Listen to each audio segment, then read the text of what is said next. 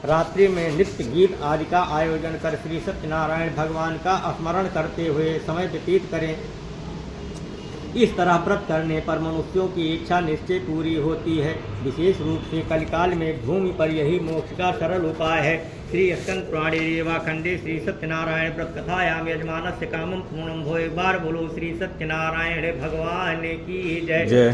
फिर में नारायण नारायण नारायण भजमन नारायण नारायण नारायण विष्णु नारायण नारायण नारायण लक्ष्मी नारायण नारायण नारायण बद्री नारायण नारायण नारायण श्री सत्यनारायण नारायण नारायण भजमन नारायण नारायण नारायण।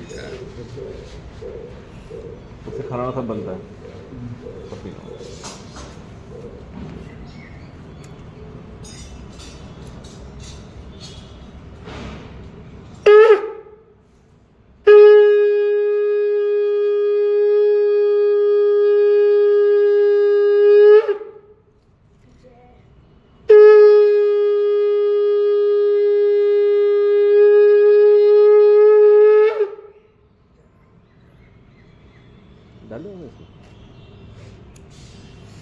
डाल दो उसको भैया।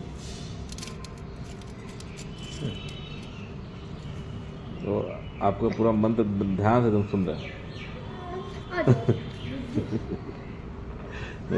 अच्छा अच्छा अच्छा ये ले ये ले हाँ बाबू अरे कौन किया? क्या हुआ क्या हुआ? भगवान की कथा हो रही, सुनो। ओम श्री हरि। श्री सूत जी बोले, हे ऋषियों, जिसने पहले समय में इस व्रत को किया है उसका इतिहास कहता हूँ, ध्यान से सुनो। सुंदर काशीपुरी नगरी में एक अत्यंत निर्धन ब्राह्मण रहता था। वह भूख और प्यास से बेचैन हुआ नित्य पृथ्वी पर घूमता था।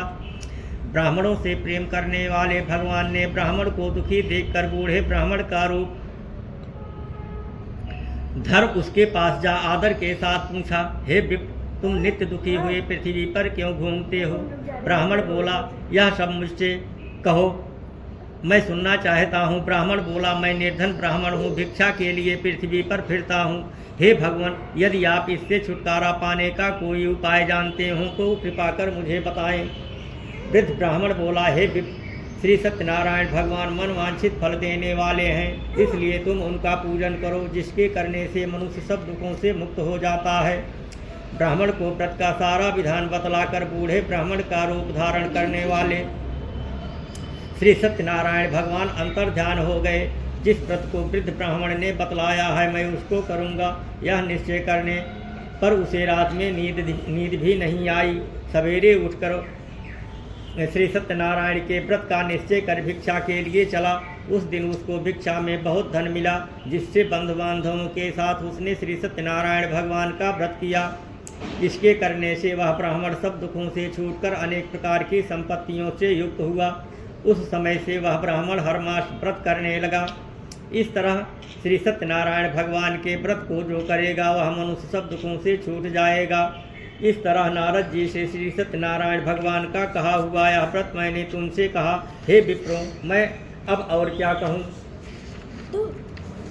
ऋषि बोले, हे मुनीश्वर, संसार में इस ब्राह्मण से सुनकर किस किसने इस व्रत को किया, हम वह सब सुनना चाहते हैं। इसके लिए हमारे मन में जिज्ञासा है। श्री सूत जी बोले, हे मुनियों, जिसने इस व्रत को किया है वह सब सुनो।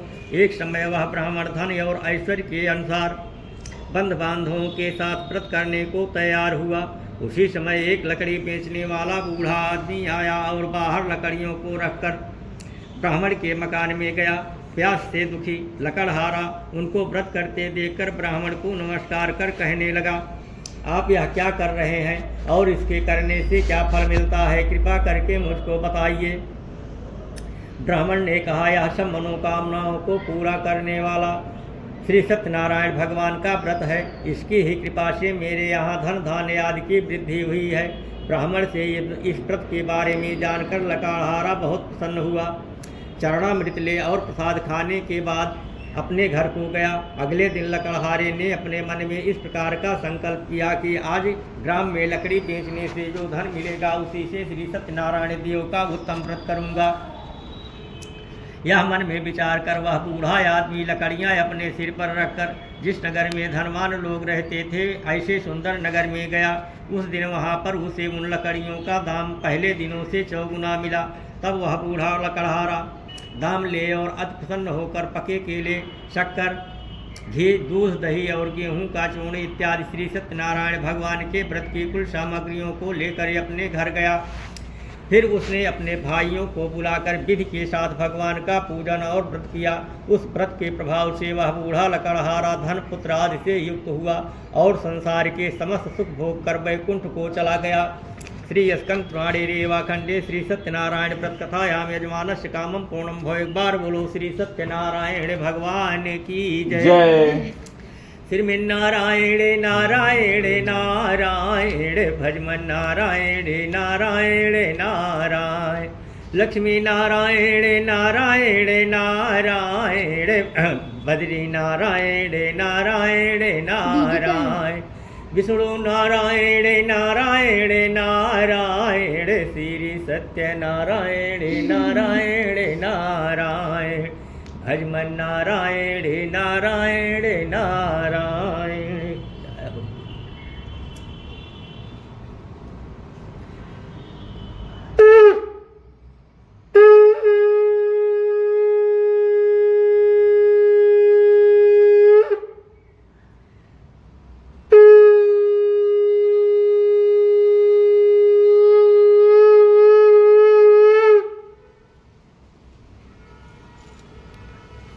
मुझको भी समझ जाना है।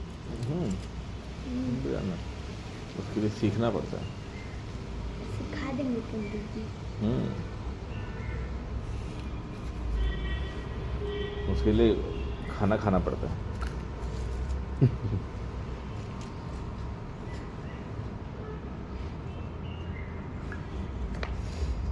ओम श्री हरि।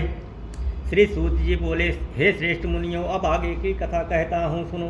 पहले समय में उल्का मुख नाम का एक बुद्धिमान राजा रहता था। वह सत्यवक्ता और जितेंद्रिय था। प्रतिदिन देव स्थानों पर जाता तथा गरीबों को धन देकर उनके कष्ट दूर करता था। उसकी पत्नी कमल के समान मुख वाली और सती साध्वी थी। पुत्र प्राप्ति के लिए भद्रशिला नदी के तट पर उन दोनों ने श्री सत्यनारायण भगवान का व्रत किया। उस समय में वहाँ एक साधु नामक वैश्य आया। उसके पास व्यापार के लिए बहुत साधन था। वह नाव को किनारे पर ठहरा कर राजा के पास आ गया और राजा को व्रत करते हुए देखकर विनय के साथ पूछने लगा, हे राजन, भक्ति युक्त चित्त से आप यह क्या कर रहे हैं? मेरी सुनने की इच्छा है, सो आप यह मुझे बताइए। राजा बोला, हे वैश्य, अपने बांधवों के साथ पुत्र आदि की प्राप्ति के लिए यह महाशक्तिवान श्री सत्यनारायण भगवान का प्रतिभा पूजन कर रहा हूँ। राजा के वचन सुनकर साधु आदर से बोला, हे राजन, मुझसे इसका सब विधान कहो, मैं भी आपके कथनानुसार इस व्रत को करूँगा। मेरे भी कोई संतान नहीं है। मुझे विश्वास है कि इस व्रत के करने से निश्चय ही होगी। राजा से सब विधान सुन व्यापार से निवृत्त हो वह आनंद के साथ ही अपने घर को गया। साधु ने अपनी स्त्री को संतान देने वाले इस व्रत को सुनाया और प्रण किया कि जब मेरे संतान होगी तब मैं इस व्रत को करूँगा। साधु ने ऐसे वचन अपनी स्त्री लीलावती से कहे। एक दिन उसकी स्त्री लीलावती पति के साथ आनंदित हो सांसारिक धर्म में प्रवृत्त होकर श्री सत्यनारायण भगवान की कृपा से गर्भवती हो गई तथा 10वें महीने में उसके एक सुंदर कन्या का जन्म हुआ। दिनों दिन वह इस तरह बढ़ने लगी जैसे शुक्ल पक्ष का चंद्रमा बढ़ता है।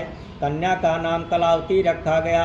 तब लीलावती ने मीठे शब्दों में अपने पति से कहा कि जो आपने संकल्प किया था कि भगवान का व्रत करूंगा, अब आप उसे करिए। साधु बोला, हे प्रिय, इसके विवाह पर करूंगा। इस प्रकार अपनी पत्नी को आश्वासन दे वह नगर को गया।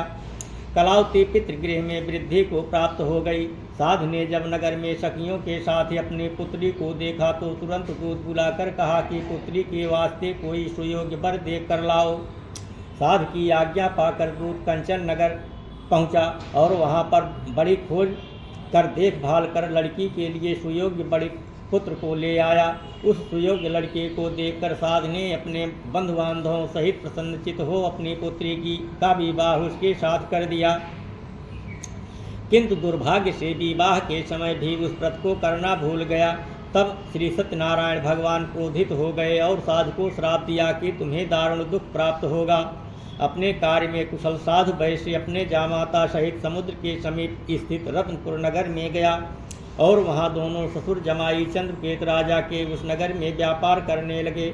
एक दिन भगवान श्री सत्यनारायण की माया से प्रेरित कोई चोर राजा का धन चुराकर भागा जा रहा था, किंतु राजा के दूतों को आता देखकर चोर ने घबराकर भागते हुए राजा के धन को वहीं चुपचाप रख दिया जहां वह ससुर जमाई ठहरे हुए थे। जब दूतों ने उस साधु वैश्य के पास राजा के धन को रखा देखा तो वह दोनों को बांध कर ले गए और राजा के समीप जाकर बोले, हे राजन, यह दो चोर हम पकड़ कर लाए हैं, देख कर आज्ञा दीजिए। तब राजा की आज्ञा से उनको कठोर कारावास में डाल दिया और उनका सब धन छीन लिया। श्री सत्यनारायण भगवान के श्राप के क्या हुआ नाना के कारण साधु वैश्य की पत्नी व पुत्री भी घर पर बहुत दुखी हुई। उनके घर पर जो धन रखा था चोर चुरा कर ले गए। शारीरिक व मानसिक पीड़ा तथा भूख प्यास से अति दुखित हो अन्न की चिंता में कलावती एक ब्राह्मण के घर गई। वहाँ उसने श्री सत्यनारायण भगवान का व्रत होते देखा, फिर कथा सुनी तथा प्रसाद ग्रहण कर रात को घर आई। माता ने कलावती से कहा, हे पुत्री, अब तक कहाँ रही व तेरे मन में क्या है?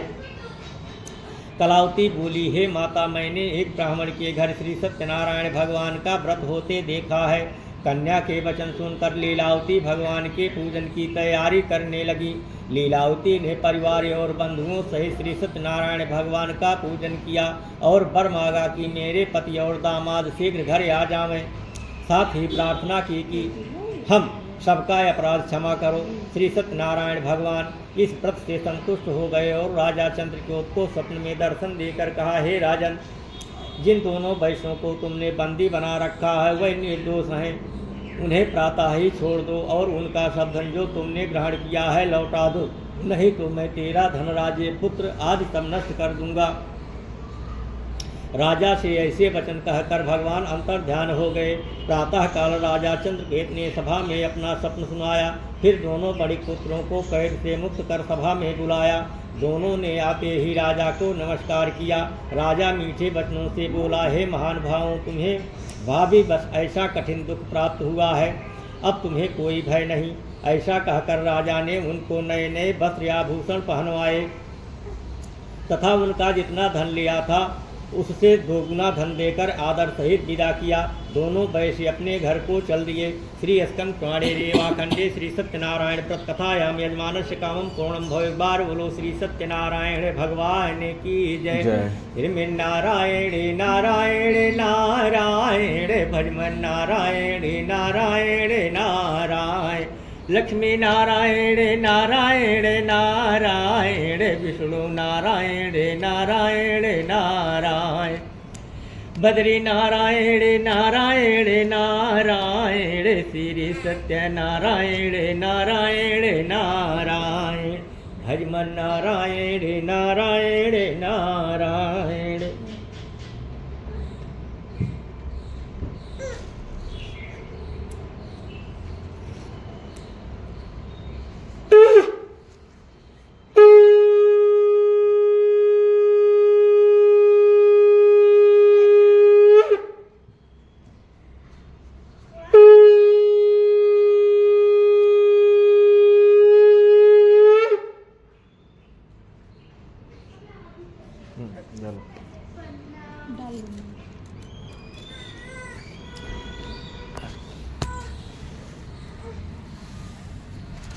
और कुछ दूर जाकर समुद्र के किनारे बैठ गए। दंडी के जाने पर वैश्य ने नित्य क्रिया करने के बाद नाव को ऊंची उठी देखकर अचंभा किया और नाव में बेल पत्ते आदि देखकर मूर्छित हो जमीन पर गिर पड़ा। फिर मूर्छा खुलने पर अत्यंत शोक प्रकट करने लगा। तब उसका दामाद बोला कि आप शोक न करें, यह दंडी का श्राप है, अतः उन्हीं की शरण में चलना चाहिए, तभी हमारी मनोकामना पूरी होगी। दामाद के वचन सुनकर वैश्य कंडे के पास पहुंचा और अत्यंत भक्ति भाव से नमस्कार करके बोला, हे भगवान, आपकी माया से मोहित ब्रह्मा आज भी आपके रूप को नहीं जानते, तब मैं अज्ञानी कैसे जान सकता हूँ। आप प्रसन्न होइए, मैं सामर्थ्य के अनुसार आपकी पूजा करूँगा। मेरी रक्षा करो और पहले के समान नौका में धन भर दो। उसके भक्त युक्त वचन सुनकर भगवान प्रसन्न हो उसकी इच्छानुसार वर देकर अंतर ध्यान हो गए। तब उन्होंने नाव पर आकर देखा कि नाव धन से परिपूर्ण है। फिर वह भगवान श्री सत्यनारायण का पूजन कर साथियों सहित अपने नगर को चला। जब अपने नगर के निकट पहुंचा तब दूत को घर भेजा। दूत ने साधु के घर जा उसकी स्त्री को नमस्कार कर कहा कि साधु अपने दामाद सहित इस नगर के समीप आ गए हैं। ऐसा वचन सुन साधु की स्त्री ने बड़े हर्ष के साथ सत्यदेव का पूजन कर पुत्री से कहा, मैं अपने पति के दर्शन को जाती हूँ, तू कार्य पूर्ण कर शीघ्र आ। परंतु कलावती माता के वचनों को अनसुना कर प्रसाद छोड़कर पति के पास चली गई। प्रसाद की अवज्ञा के कारण सत्यदेव ने रुष्ट हो उसके पति को नाव सहित पानी में डुबो दिया। कलावती अपने पति को न देखकर रोती हुई जमीन पर गिर गई। इस तरह नौका को डूबा हुआ तथा कन्या को रोता देख साथ दुखित हो बोला, हे प्रभु, मुझसे या मेरे परिवार से जो भूल हुई है उसे क्षमा करो। उसके दीन वचन सुनकर सत्यदेव प्रसन्न हो गए और यह आकाशवाणी हुई, हे साधु, तेरी कन्या मेरे प्रसाद को छोड़कर आई है, इसलिए इसका पति अदृश्य हुआ है। यदि वह घर जाकर प्रसाद खाकर लौटे तो इसे पति अवश्य मिलेगा।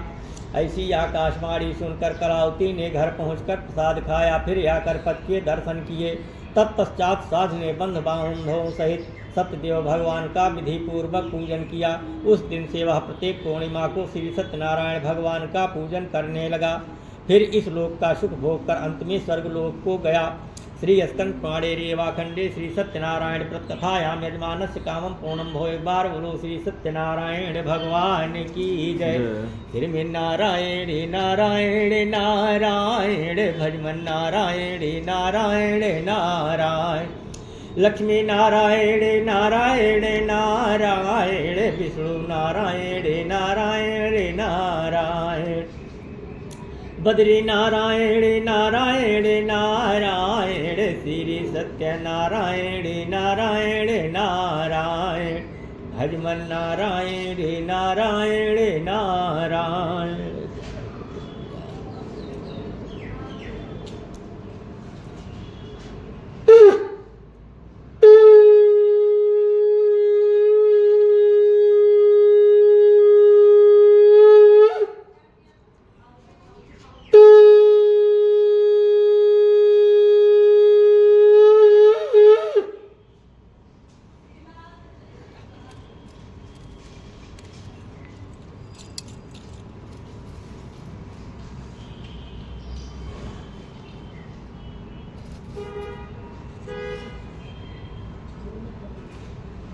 आखिरी चल रही है। श्री सूत जी बोले, हे ऋषियों, मैं एक और कथा कहता हूँ, सुनो। प्रजा पालन में लीन तुंगध्वज नाम का एक राजा था। उसने भी भगवान का प्रसाद त्याग कर बहुत दुख पाया। एक समय वन में जाकर वन्य पशुओं को मारकर बड़ के पेड़ के नीचे आया। वहाँ उसने ग्वालों को भक्ति भाव से बांधवों सहित श्री सत्यनारायण का पूजन करते देखा।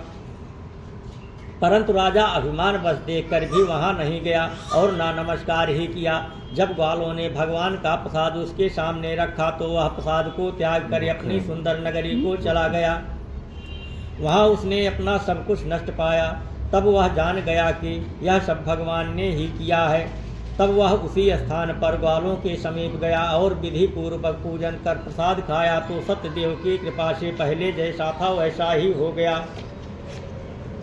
फिर दीर्घ काल तक सुख भोग कर मरने पर स्वर्गलोक हो गया। जो मनुष्य इस परम दुर्लभ व्रत को करेगा, भगवान की कृपा से उसे धन धान्य की प्राप्ति होगी। निर्धन धनी और बंदी बंधन से मुक्त होकर निर्भय हो जाता है। संतानहीनों को संतान प्राप्त होती है तथा सब मनोरथ पूर्ण होकर अंत में वैकुंठ धाम को जाता है। जिन्होंने पहले इस व्रत को किया, अब उनके अगले जन्म की कथा कहता हूँ। वृद्ध सतानंद ब्राह्मण ने सुदामा का जन्म लेकर मोक्ष को पाया। उल्का मुख नाम का राजा दशरथ होकर वैकुंठ को प्राप्त हुआ। साधु नाम के पयस ने मोरत ध्वज बनकर अपने पुत्र को आरे से चीरकर मन हुए।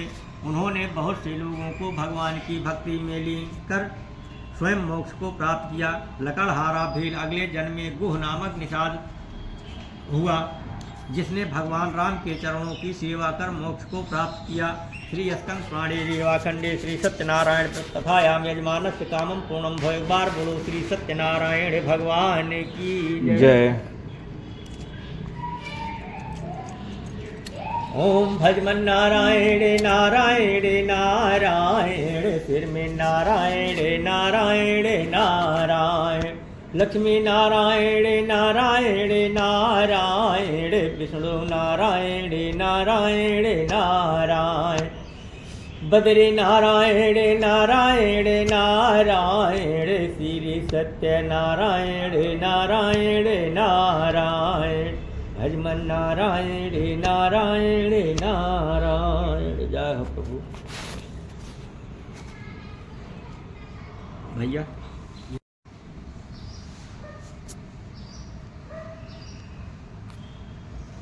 थोड़ा सा इसमें घी निकाल दीजिएगा।